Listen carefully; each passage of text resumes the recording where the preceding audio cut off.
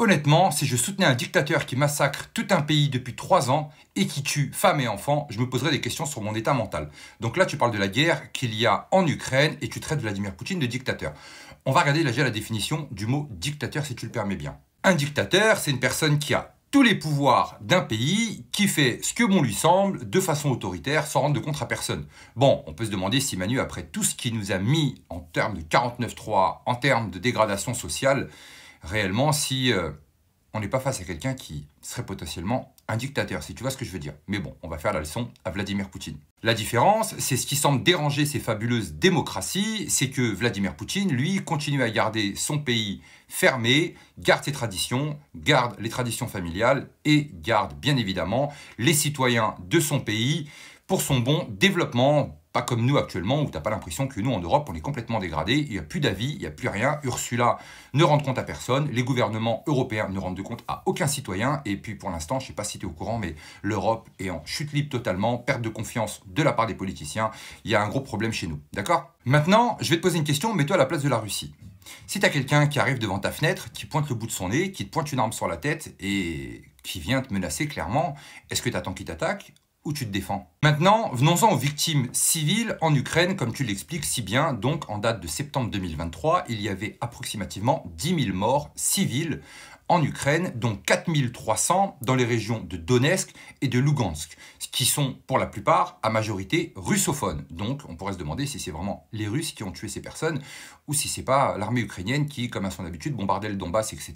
Et par contre, là, depuis 2014, c'était le silence radio. Personne ne donnait de leçons. Bien évidemment, les Occidentaux, eux, soutiennent corps et âme l'Ukraine, qui était le pays le plus corrompu d'Europe. Trafic d'armes, trafic de drogue, trafic humain, ça c'est clairement avéré.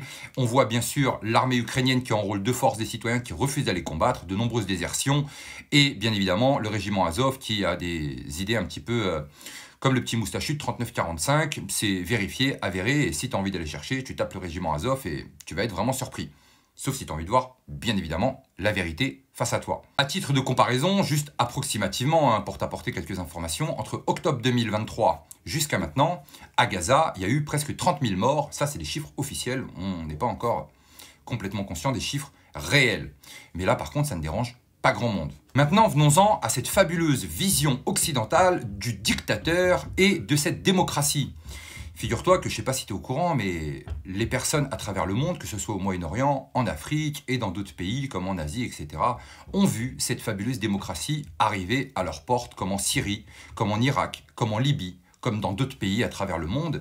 Et les gens ont compris clairement que la fabuleuse démocratie, c'est plutôt une imposition de sa vision et à la fin, c'est destruction et désolation. Et l'Ukraine est clairement en train d'être soutenue par ces personnes qui détruisent tous les pays sur leur passage. Ce qui est marrant, c'est que quand c'est dans leur sens, ça va bien. Quand c'est pas dans leur sens, ça va très mal.